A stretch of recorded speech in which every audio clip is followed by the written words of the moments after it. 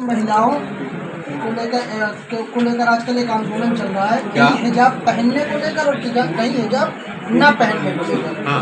एक तरफ दुनिया ये कह रही है कि महिलाओं को उनका अधिकार खुद चुनने दें और उन्हें आज़ाद रहने दें, दूसरी तरफ ये सियासी लोग इस तरह की बयानबाजियाँ कहीं करते हैं। बयानबाजियों से क्या हो रहा है? बयान तो किसी को भाई आज़ादी है अगर तो कोई कुछ भी कह सकता है। कानून क्या कहता है? किसी पर पाबंदी है? नहीं है सर। तो फिर काहे के लिए उसको इशू है? यूनिफॉर्म सिविल कोड के लिए गुजरात में अभी इंतखाब हो रहा है, वहाँ पर ये बिल पास हुई है।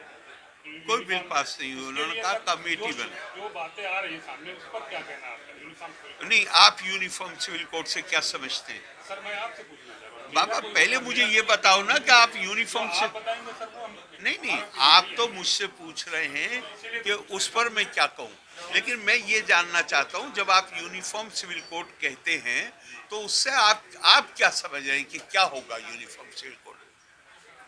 वो बताइए तो बताऊँ।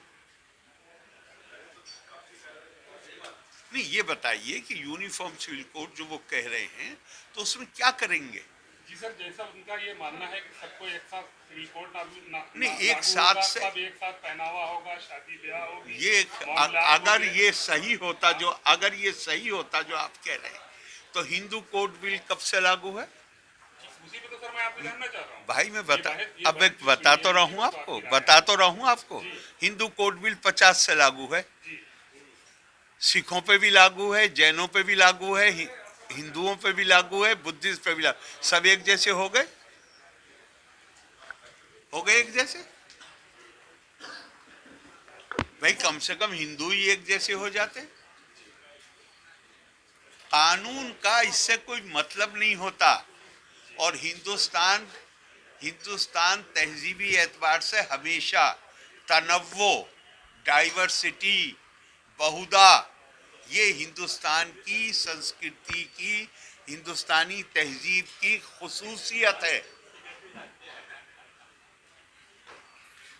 कश्मीर में यूनिफॉर्म सिविल कोड है, सब एक जैसे हो गए। उसमें गोवा में यूनिफॉर्म सिविल कोड है, सब एक जैसे हो गए। कोई चीज के सर पैर तो होना चाहिए। हिंदू एक जैसे नहीं है। कोंकण से लेके और केरला तक उन रिश्तों में शादी की इजाजत है कि अगर यहाँ यूपी में बता दो तो आदमी कहेगा कि ये तो नरक में जाने का सीधा रास्ता है। सगी भांजी से शादी है तो एक हो गए। लेकिन सर जो कानून की बात हो रही है भाई कानून कहाँ? कानून इससे डील नहीं करता कि आपके रस्म और रिवाज। अगर कानून ये कहे कि आप मेहर नहीं देंगे, मैं आपके साथ खड़ा हूं। लेकिन कानून अगर ये कहे कि शादी के नतीजे में हुकूक और जिम्मेदारियां यकसा होंगी,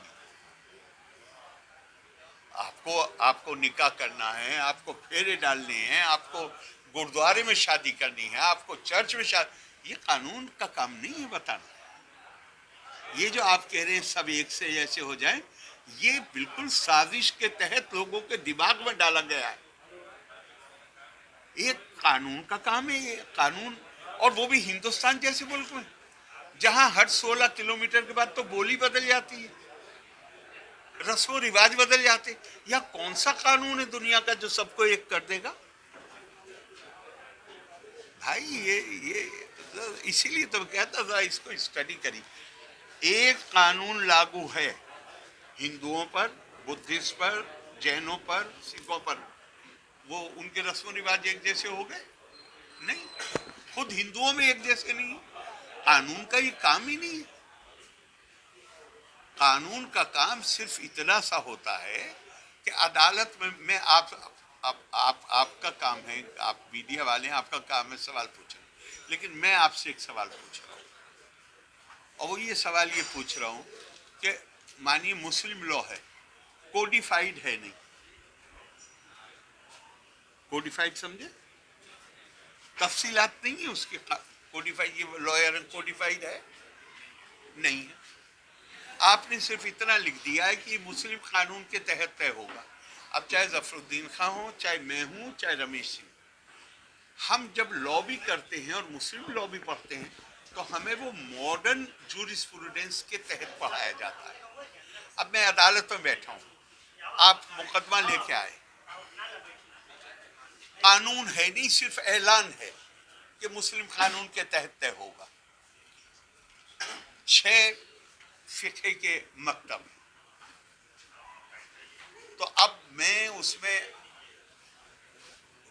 ये मुमकिन है मजिस्ट्रेट के लेवल पे कि उसको सबकी जानकारी, ये मुमकिन है कि वो अपना दिमाग नहीं लगाएगा। अब उसने फैसला दिया, आपके मुताबिक फैसला है तो आप कहेंगे ठीक है, आपके मुताबिक नहीं है तो कहेंगे दीन में मदाखलत कर रहा है। तो आप एक कोडिफाई करके दे दो ना, बार बार गवर्नमेंट ने कहा है। कोडिफाई कोई कर नहीं पाता, क्यों नहीं कर पाता? मैं कहीं और की नहीं, मुस्लिम पर्सनल लॉ बोर्ड की बात बता रहा हूँ कि सर फुटअव्वल की नौबत आ गई जब कोडिफाई करने का मामला हुआ। ये कि जो शाफई थे या मालिकी जो हैं, हनफियों ने कहा हम नहीं मानेंगे इनकी बात, कोई तरीका निकालिए।